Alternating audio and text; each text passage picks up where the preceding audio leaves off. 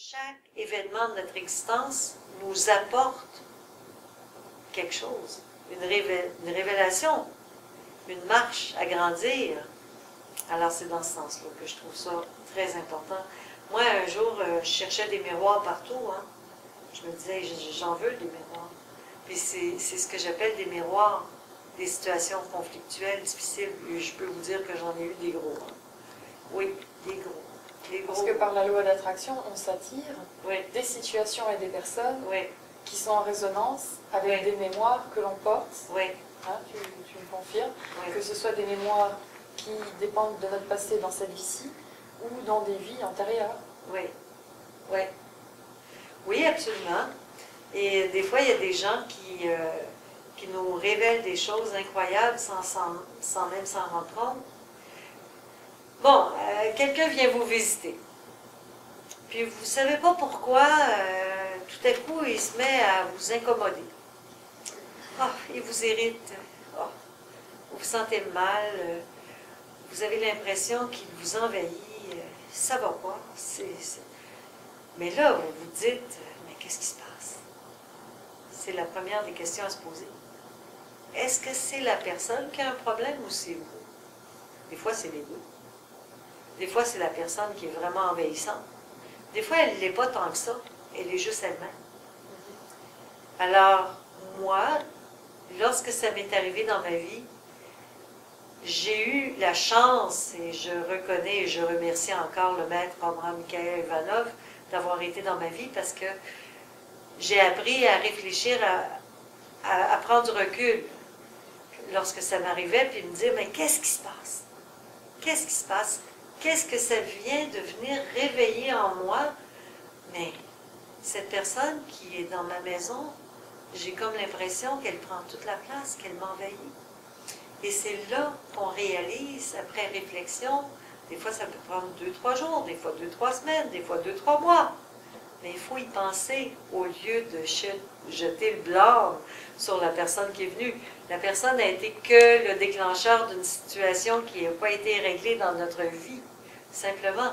Alors si on fait vraiment attention, et c'est là que la méditation devient importante, et si on se met à méditer, à demander, à comprendre, à avoir de la gratitude pour ce que nous avons vécu, comprendre ce que c'est qui a bien pu se produire à ce moment-là, très rapidement, vous allez avoir une révélation.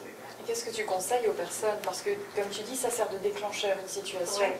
Et en premier lieu, avant d'aller méditer, le plus souvent, on est sous le coup des émotions.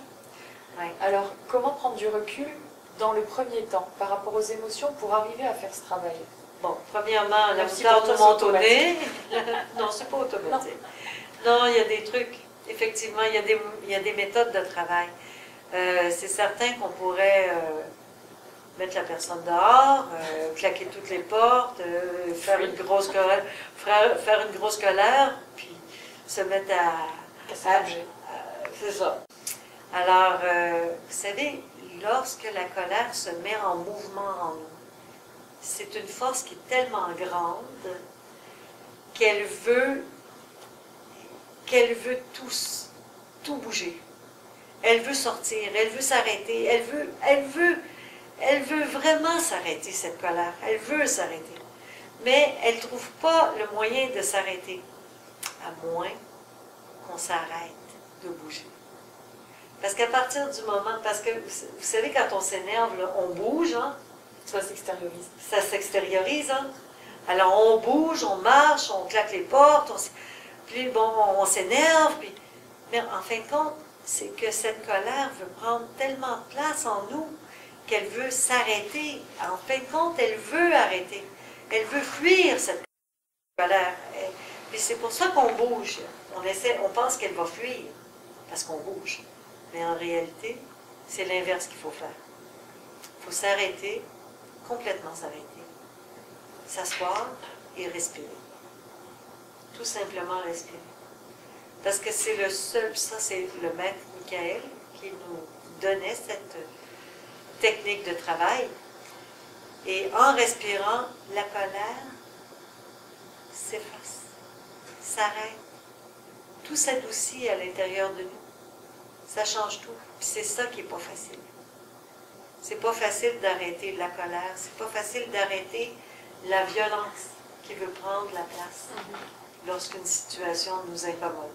Est-ce qu'on pourrait avoir un premier réflexe qui est de tasser cette colère ou ce sentiment, quel qu'il soit, qui est disharmonieux, mais comment l'accueillir, puisqu'il faut le laisser passer? La tasser, c'est très rare qu'on peut la tasser. C'est ça, ça marche pas. Ça marche pas.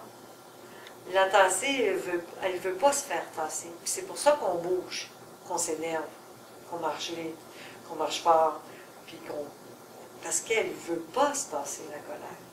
Elle ne peut pas se tasser. On peut juste, nous arrêter. Si on arrête le corps et qu'on respire, à ce moment-là, oui, elle peut avoir la capacité de s'arrêter.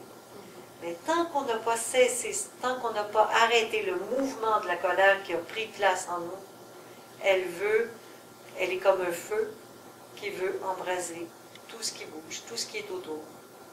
Alors c'est pour cette raison-là que c'est une technique de travail que de s'arrêter, tout simplement, pour pouvoir calmer ce feu qui a jailli à l'intérieur de nous. Il n'y a pas d'autre façon. Et par la respiration, on devient plus conscient de la situation, on prend du recul? C'est en s'arrêtant, automatiquement, en s'isolant, en s'arrêtant, ça change tout. Vous allez voir, ça marche. Ça marche.